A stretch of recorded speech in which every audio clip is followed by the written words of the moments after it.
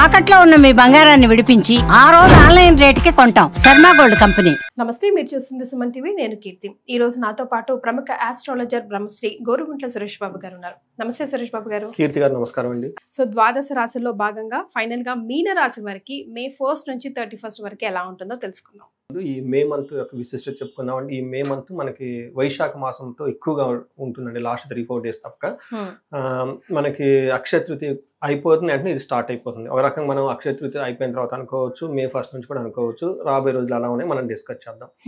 ఈ మంత్ రాశిలో ముఖ్యమైన పండుగ మనకి పౌర్ణమి జరుపుకుంటారండి. దాని అక్షయ తృతీయ తర్వాత మనకి ఇంకొకటి ముఖ్యమైనది వైశాఖ మాసంలో ఉదక దానం చేయిస్తే విష్ణు తుల్యము, విష్ణులోక ప్రాప్తి అని మనకు చెప్తూ ఉంటారు. ఉదకం అంటే నీటిని దానం చేయటం.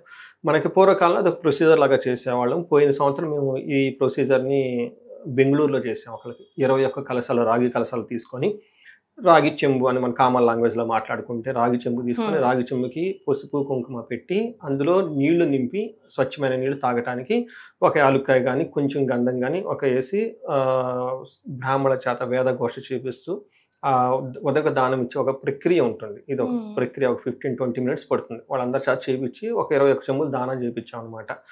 సో వాళ్ళకి ఆ వంశ పరంపరంగా ఉంది. ఆ చేయించుకున్న వాళ్ళకు కూడాను మంచి పండితులు అనమాట, బాగా హైలీ ఎడ్యుకేటెడ్. వాళ్ళ ఫ్యామిలీ అంతా ఒక సిస్టమేటిక్ ఎప్పటి నుంచి చేస్తున్న ప్రక్రియ అది. సో ఇది ప్రక్రియ ఒక క్లయింట్కి చేయించామండి. 21 రాగి చెంబులతో నీళ్ళతో దానం చేయించాము. ఆ తర్వాత వాళ్ళు చెప్పిన ఫీడ్బ్యాక్ చాలా అమేజింగ్ అండి. వాళ్ళ పాపలో ఎక్స్ట్రీమ్గా బాగా అకాడమిక్స్లో పెర్ఫార్మెన్స్ చేయటం, తర్వాత వాళ్ళు ఇక్కడ కాకుండా అమెరికాలో ఆ పాపను చదివించాలనే ఉద్దేశంతో కూడా ఉన్నారు. ఆ తర్వాత అక్కడ SCIT అని ఒక ఎగ్జామ్ ఉంటుంది. ఈ ఎగ్జామ్ రాయటం, అక్కడ సెలెక్ట్ అవటం, బెస్ట్ యూనివర్సిటీలో మంచి రిజల్ట్ చెప్పారండి పాజిటివ్గా. కానీ ఆ సాటిస్ఫాక్షన్ వేసవి కాలం కదండి. అవునండి.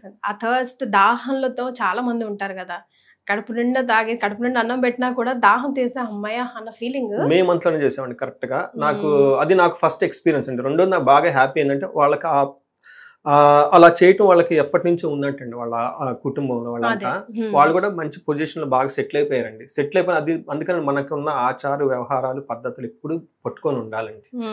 గ్రామ దేవతని, ఇష్టదేవతని, కులదేవతని, కులాన్ని, పద్ధతుల్ని పాటించాలండి. అది చూడండి, వాళ్ళు అంత హై పొజిషన్కి వెళ్ళినా కానీ హంబుల్గా ఈ చిన్న ప్రొసీజర్ చేయించారు. ఆ తర్వాత నాకు రిజల్ట్ చెప్పిన చాలా ఆనందం వేసి ప్రతిసారి అందుకని ఈ వీడియోలో ఈ వైశాఖ మాసంగా నాకు అది ఆ ఈవెంటే గుర్తొస్తుంది. అంటే నేను అందులో ఇన్వాల్వ్ అయ్యి 21 రాగి చెంబులు ఉదక దానం దగ్గరుండి చేయించేసి ఆ ప్రొసీజర్ చేయటం, ఆ తర్వాత హ్యాపీగా ఉండటం. మనం సీన్ కట్ చేస్తే వెరీ షార్ట్గా మనం చెప్పుకుంటే, ఎందుకంటే అలా కొంతమంది సిస్టంగా తెలిసి ఇంట్లో ఆచారం ఉండి చేయించుకుంటే అది వేరే విషయం. లేని వాళ్ళకి ఏం చేయాలి, అలా చేయలేని వాళ్ళు ఏం చేయాలంటే నీటిని అట్లీస్ట్ 1-2 చెంబులతో, రాగి చెంబుతో నేను చెప్పిన విధంగా దానం చేసి ఆ చెంబుతో సహా వాళ్ళకి ఇచ్చేస్తే ఎంతో పుణ్యం వస్తుందండి. తర్వాత మనకి అంత కూడా చేయలేనప్పుడు మనం నీటిని దానం చేయాలి. ఏం చేయాలి, మనకి ఇప్పుడున్న ఈ కాలమాన పరిస్థితుల ప్రకారం కొన్నిసార్లు ఇళ్లలో ఉంటాం, కొన్నిసార్లు పీజీల్లో ఉంటాం, కొన్నిసార్లు బయట జాబులు ఎక్కడెక్కడో ఉంటాం, ఫారిన్లో ఉంటాం, అన్ని చేయలేకపోయినా అట్లీస్ట్ ఒక కేసు వాటర్ బాటిల్ మన కార్లోనే ఎక్కడో పెట్టుకొని దారిలో వెళ్ళేటప్పుడు రోడ్ల మీద కూర్చొని ఉంటారు, వాళ్ళకి కనుక ఒక్కొక్క బాటిల్ ఇచ్చుకుంటూ వెళ్ళిపోతే ఆ బాటిల్లో నీళ్లు వాళ్ళకి తాగితే అది దానం చేసినట్లే. Modernised version of doing it. మనం అది చేయలేం, చేస్తే వెల్ అండ్ గుడ్. ఓకే, మన ఇదన్నా అట్లీస్ట్ 1-2 కేసులు పెట్టుకోండి. కార్లోనో వెళ్ళేటప్పుడు పెట్టుకొని వెళ్ళేటప్పుడు ఒక బాటిల్ ఇచ్చేసుకుంటూ వెళ్ళిపోండి. లేదంటే ఏదో ఇప్పుడు మనకి చాలా పెళ్లిళ్ళు జరుగుతూ ఉంటాయి, తర్వాత జాతరలు జరుగుతూ ఉంటాయి, ఊళ్ళు చాలా జరుగుతూ ఉంటాయండి, గుళ్ళల్లో రకరకాలు జరుగుతూ ఉంటాయి. వాటికి నీటిని ఆ బాటిల్స్ అన్ని ఫ్రీగా ఇచ్చేసేయండి, దానం చేయండి. ఈ మాసంలో చేస్తే చాలా చాలా పుణ్యం. ఎందుకంటేనండి ఉదకం నారాయణీయం అంటారు, అంటే నీరే నారాయణుడు అంటారు. తర్వాత ఎప్పుడైతే మనకి నారాయణ సేవ చేస్తూ ఉంటామో, మాధవ సేవే మాధవ సేవ అన్నట్లు మనిషికి సేవ చేస్తూ ఉంటామో అది నారాయణకి సేవ చేసినట్లు అవుతుంది. ఎప్పుడైతే నారాయణకి సేవ చేస్తామో నారాయణ పాదాల చెంత లక్ష్మీదేవి కూర్చొని ఉంటుంది. లక్ష్మీదేవి స్థిరంగా కూర్చుని ఉండే ఒకే ఒక ప్లేసు నారాయణ పాదాలు. ఎందుకంటే మనం మంచి పనులు చేస్తూ ఉంటే ఏం చెప్తారంటేనండి, కొన్ని మనం చేసిన పనుల వల్ల ఇమ్మీడియట్లీ మనకి రిజల్ట్ రాకపోవచ్చు, కానీ మన తరతరాలు ఖచ్చితంగా మన సంతానాన్ని, వాళ్ళ కీర్తిని, వాళ్ళ ఉన్నతిని కాపాడుతూ ఉంటాయండి. అది ఎప్పుడు కాపాడుకోవాలండి. సో ఈ వైశాఖ మాసంలో అదృష్టం మనకి తులారాశి వాళ్ళకు కూడా మనం రాశి ఫలాలు చెప్పుకోబోతున్నాం కాబట్టి 12 రాశులు వాళ్ళు ఖచ్చితంగా ఈ చిన్న పని చేయండి, ఉదక దానం చేయండి. అంటే వెరీ సింపుల్. Yes. అది మీ స్టైల్లో మీరు చేయండి. మనుషులక పక్షులక జంతువులక అన్నది ఎక్కడైనా చేయొచ్చు, ఏ ప్రకారంగా కానీ చేసినా కానీ వాటర్ బాటిల్ తీసుకుని వాళ్ళకి ఇచ్చేసేయండి. వీలైతే చక్కగా సద్బ్రాహ్మణులను పిలిపించుకొని వేద ఘోష చేస్తూ ఇప్పించండి, లేదంటే దానం తీసుకుని ఒక ప్రొసీజర్ ఉంది, ఆ ప్రొసీజర్ ప్రకారం చేయించండి. ఎలా ఎంత చక్కగా చేస్తే మీకు అంత రిజల్ట్ ఉంటుంది. సో మీనరాశి వాళ్ళకి ఒక ముక్కలో చెప్పాలంటే చాలా బాగుంది మంత్రాలు మనం చెప్పుకోవాలి. అప్పుడు చాలా రోజుల తర్వాత మీనరాశికి బాగుందన్న మాట వింటున్నానండి నేను. కరెక్ట్ అండి, కదా? కరెక్ట్. ఎందుకంటే జనరల్గా మీనరాశి వాళ్ళకి ఏలినాటి శని 2వ భాగంలోకి ఎంటర్ అవుతున్నారు. ఓవరాల్గా మంత్ చూసుకుంటే కొంచెం జాగ్రత్తగా కేర్ఫుల్గా ఉండాలి ఓకే. మీనరాశి వాళ్ళు. అయితే ఈ మంత్ వీళ్ళకి షష్టగ్రహ కూటమి ఇందులోనే జరగటం వల్ల చాలా గ్రహాలు వెళ్ళిపోతూ ఉన్నాయి. బట్ వెళ్ళిపోయిన గ్రహాలు కానీ ఇక్కడ ఉన్న గ్రహాలు కానీ వేద విపరీత వేద ఉన్న కాన్సెప్ట్ తోటి వీళ్ళకి ఓవరాల్గా బాగుంది ఈ మంత్. ఓకే. మే మంత్ బాగుంది వీళ్ళకి. ఓకే. అందులో నక్షత్రం ప్రకారం కనుక చూసుకుంటే పూర్వభాద్ర 4వ పాదం, ఉత్తరాభాద్ర 1, 2, 3, 4 పాదాలు, రేవతి 1, 2, 3, 4 పాదాలంతా మనకి మీనరాశిలో ఉంటారు. పేరు బలం కనుక చూసుకుంటే ది, దు, షం, ఝ, దా, దే, దో, చా, చి అన్న అక్షరాలంతా మీనరాశిలో ఉంటాయి. మనకి గ్రహస్థితి కనుక చూసుకుంటే సూర్యుడి సంచారం వృషభంలో మే 15th జరుగుతుంది. మే 7th బుధుడు మేషరాశిలోకి, శుక్రుడు ఆల్రెడీ అక్కడే ఉన్నారు, జనవరి వరకు, మే 31st వరకు ఉంటారు. వీళ్ళు మీనరాశిలో ఉన్నారు. తర్వాత కుజుడు కర్కాటక రాశిలోకి ప్రవేశించారు ఆల్రెడీ ఏప్రిల్ 3rd నుంచి. బట్ జూన్ 7th వరకు వీళ్ళు అక్కడే ఉంటారండి. ఈ యొక్క గ్రహ స్థితిని బట్టి ప్లస్ ఇప్పుడు కొన్ని గ్రహాలు ఇందులో మారిపోతూ ఉన్నాయండి. మనకి గురువు ఒకటి మారుతూ ఉన్నారు, వీళ్ళకి రాహుకేతులు కూడా మారుతూ ఉన్నారు అనమాట. ఈ ఓవరాల్గా ఈ కన్సల్టేషన్ ఇవన్నీ కనుక చూసుకుంటే వీళ్ళకి ఎలా చాలా వెరైటీగా అంత పాజిటివ్గా కనిపించేసేసిందండి. ఒక రకంగా చూస్తే వీళ్ళకి కుజుడు ధనాన్ని యాక్చువల్గా ఇవ్వకుండా ఆపాలి, కానీ అతను ధనం ఇస్తూ ఉన్నాడు ఈసారి. అదే విధంగా మనకి ధన ప్రవాహము అఖిల విషయభాగం శుక్రుడు బాగా అందరికీ కలిసిస్తూ ఉన్నాడు.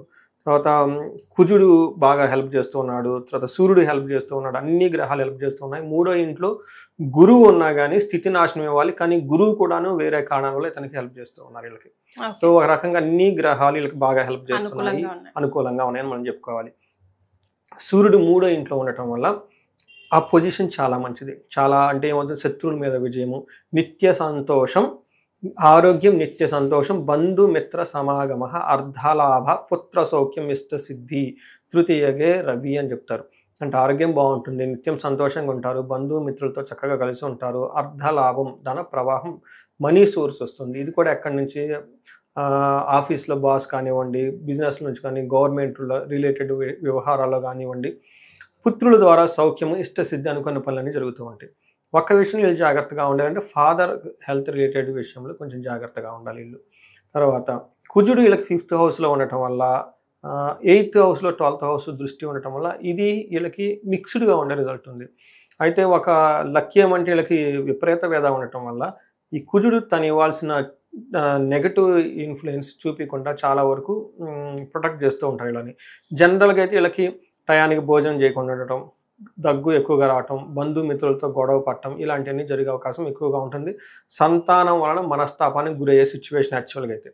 కానీ విపరీత వేద ఉండటం వల్ల ఇవన్నీ చేయకుండా కుజుడు తటస్థంగా ఉండేసి వీళ్ళకి హెల్ప్ చేస్తూ ఉంటారు. అదే శుక్రుడు వీళ్ళకి 1st హౌస్లో, ఇప్పుడు వీళ్ళకి మీనరాశి వాళ్ళకి ఏదైనా ఒక గ్రహం బాగా కాపాడింది అంటే అది శుక్రుడు. ఓకే. మనకి షష్టగ్రహ కూటమిలో కూడాను శుక్రుడు ఉచ్చ స్థానంలో, అంటే మంచి స్ట్రాంగ్గా వాళ్ళకి జన్మరాశిలో ఉండటం కూడా ఒక మంచి అడ్వాంటేజ్ అయిందనమాట. జనరల్ వీళ్ళకి ఏమైందంటే శుక్రుడు 1st హౌస్లో ఉండి 7th హౌస్ దృష్టి చూడటం వల్ల వీళ్ళకి అర్ధలాభాచ సౌఖ్యం పరస్త్రీ సంగమం తదా యత్న కార్యార్థ లాభ స్యాత్తు జన్మకే భృగునందన. ఏమవుతుందంటే జన్మలో రాశి ఉండటం వల్ల ధనలాభం ఉంటుంది, మనస్సౌఖ్యంగా ఉంటుంది, పరస్త్రీ ఆర్ పరపురుషులతో సుఖపడటం, చేసే పనుల వల్ల ధనలాభం, ఇవన్నీ ఉండి ఈ ప్లానెట్ యాక్చువల్గా వీళ్ళని కాపాడిందని మనం చెప్పుకోవాలన్నమాట. తర్వాత వీళ్ళకి 7వ ఇంట్లో దృష్టి ఉండటం వల్ల లైసిన్ విత్ లేడీస్ ఆర్ జెంట్స్, ఏదైనా మనస్పర్ధలు ఉంటే ఇంతకుముందు భార్యాభర్తలు కానీ, లేదంటే love affairs or whatever ఆఫీస్లో బాస్ లేదా కొలీగ్స్ మధ్య డిస్టర్బెన్స్ ఉంటే ఈ టైంలో ఏదైనా వాళ్ళతో కలిసి కూర్చొని మాట్లాడుకొని చక్కగా ఒక మంచి అండర్స్టాండింగ్తో ముందుకెళ్ళే అవకాశం ఎక్కువగా ఉంటుంది. ఇవి మనకి గ్రహం వైజ్ ఉన్న మనకి రిజల్ట్ అని చెప్పుకోవాలండి. మరి మీనరాశి వారికి నక్షత్రాల ప్రకారం ఎలా ఉంటుందంటారు? నక్షత్రం ప్రకారం కూడా ఈ రాశి వాళ్ళకి చాలా బాగుందండి.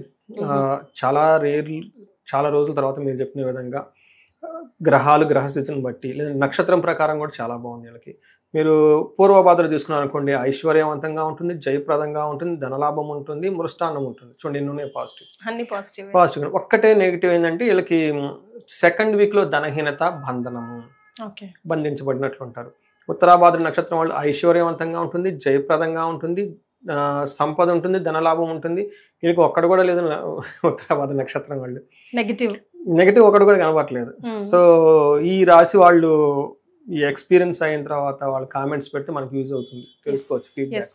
డెఫినెట్ గా మీకు ఎలా అనిపించింది? ఇప్పుడే అన్నిట్లో నుంచి బయటపడుతున్నారు కదా, సో సార్ చెప్పింది మీకు ఎంతవరకు అప్లై అవుతుందో కమెంట్ చేయండి, మీతో పాటు నలుగురికి ఉపయోగపడుతుంది.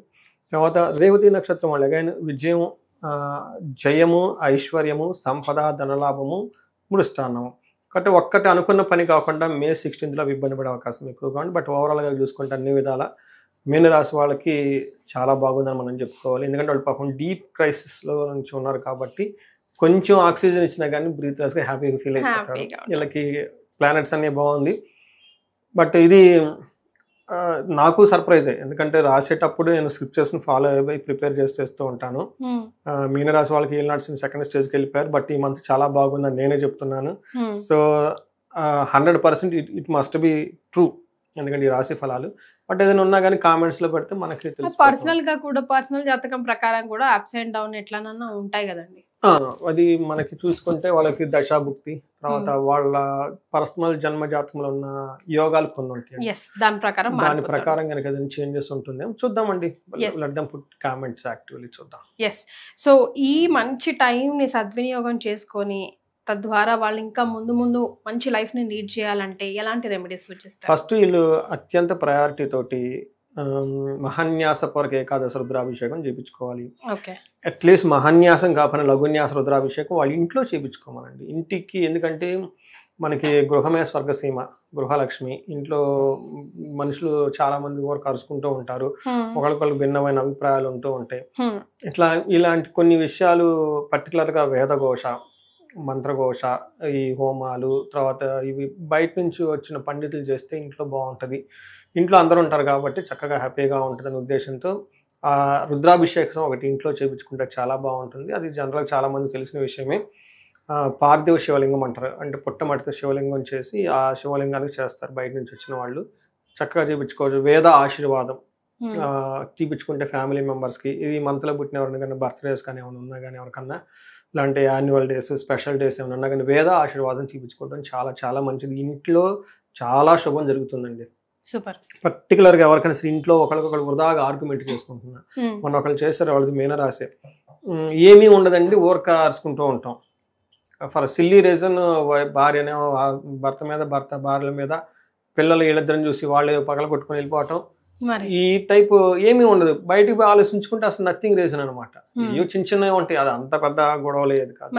ఇలా ఇంట్లో నెగిటివ్ ఎనర్జీ ఉన్నప్పుడు ఈ పూజలు అవి చేసుకున్న, సత్యనారాయణ స్వామి వ్రతం చేసుకున్న, నోములు చేసుకున్న, మరి ఇంటికి వచ్చిన పోయిన గెస్ట్లు వచ్చినా వాళ్ళకి చక్కగా మనకున్నంతలో చక్కగా చూసుకొని వాళ్ళకి ఏదైనా చిన్న గిఫ్ట్లు ఇచ్చి పంపించారు. ఇట్లా పాజిటివ్ ఎనర్జీ ఇంటి చుట్టూ ఎవోక్ అవుతుందండి. ఇది పర్టికులర్గా రెస్పాన్సిబిలిటీ లేడీస్ అని నేను చెప్తానండి. ఎందుకంటే మన శాస్త్రాల్లో స్త్రీకి గృహస్థాశ్రమానికి మూలం అన్నారండి. మూలం అన్నారు. మూలం అంటే ఏంటండి, అది లేకపోతే లేదని కదా. మనకి భగవద్గీతలో కూడా శ్రీకృష్ణుడు యుద్ధం చేయమన్నప్పుడు అర్జునుడు బాధపడతాడు. స్త్రీలని వాళ్ళ ధర్మం చేసే విధంగా కాపాడాల్సిన బాధ్యత జెంట్స్ది కదా. వీళ్ళు యుద్ధంలో అయిపోతే వాళ్ళు ఏమైపోతారు, ఆ తర్వాత వంశం అయిపోతుంది. ఎందుకంటే వంశం గురించి ఆలోచిస్తారనమాట. అంటే ఒక స్త్రీ ఇబ్బంది పడుతుంటే, బాధపడుతుంటే ఒక స్త్రీ అని చూడరండి, అంటే పిల్లలు, వంశం, మూలం అన్ని చూస్తూ ఉంటారు. అందుకని ఇంటికి సంబంధించిన విషయాల్లో, తర్వాత వాళ్ళ ఇండివిజువల్గా ఇంట్లో ఉన్న ప్రతి ఒక్కళ్ళు హారోస్కోపులు లేడీస్ చూపించాలండి, వాళ్ళ బాధ్యత కదా. జెంట్స్ మర్చిపోతాం. 25th మా మిస్సెస్ డేట్ ఆఫ్ బర్త్ ఈ మంతే, ఏప్రిల్ మంత్లో, నేను మర్చిపోయాను 2 రోజుల క్రితం.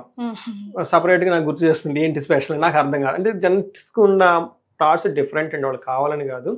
బట్ లేడీస్కి ఇట్లాంటి విషయంలో చాలా కేర్ఫుల్గా, వాళ్ళకి దేవుడు ఆ గిఫ్ట్ ఇచ్చారు కాబట్టి డేట్ ఆఫ్ బర్త్ గుర్తు గిఫ్ట్ వాళ్ళకి ఇచ్చారు, మాకు ఇవ్వలేదు కాబట్టి అవన్నీ ఆ జాతక చక్రాలు రాసుకోవటం, లగ్నం రాసుకోవటం, నక్షత్రం రాసుకోవటం, టీవీలో రాసి ఫలాలు వినటం, ముందుగా చూసుకోవటం, ఇవన్నీ చేసుకుంటే చేపిస్తూ ఉంటే ఇంట్లో ఉంటే ఆ ఎనర్జీ, నెగిటివ్ ఎనర్జీ బయటికి పోతుంది. వీళ్ళు సెన్స్ అవుతారండి. జెంట్స్ సెన్స్ అవ్వరు, ఎందుకంటే బయట నుంచి వస్తారు కాబట్టి ఇంట్లో ఎలా ఉందో తెలిసిపోతుంది. బట్ ఏ మనిషి ఇంట్లోకి వెళ్ళినప్పుడు గొడవలు వస్తుంది, ఇంట్లోకి వెళ్ళినప్పుడు నెగిటివ్ ఎనర్జీ ఉంది, ఈజీగా గెస్ట్ చేస్తారు. అలా ఇంట్లో వీళ్ళు ఎప్పుడు అట్లీస్ట్ మనకి ఇది చేసుకోవచ్చు, అగ్నిహోత్రం చేసుకోవచ్చు, సింపుల్ హోమం, ఇంట్లో దీపారాధన చేసుకోవచ్చు. అట్లానే వేద ఆశీర్వాదం తీసుకోవటం, లేదంటే ఇంట్లో వేద మంత్రఘోషేదం చేపిస్తూ ఉంటే నెగటివ్ ఎనర్జీ పోతుంది, ఇంట్లో ఉన్న అందరి మైండ్స్ కనెక్ట్ అవుతాయండి. లేదంటే వృధాగా ఏమంటారు ఎనర్జీ వేస్ట్ అయిపోతుంది. సో రైట్, ఫైనల్గా మే నెలలో మే 1 to 31 ద్వాదశ రాశుల వారికి ఎలా ఉంటుంది, ఎవరెవరు ఎలాంటి రెమెడీస్ ఫాలో అవుతే బాగుంటుందో తెలియజేశారు. చాలా సంతోషం సురేష్ గారు, ధన్యవాదాలు. ధన్యవాదాలండి కీర్తి గారు.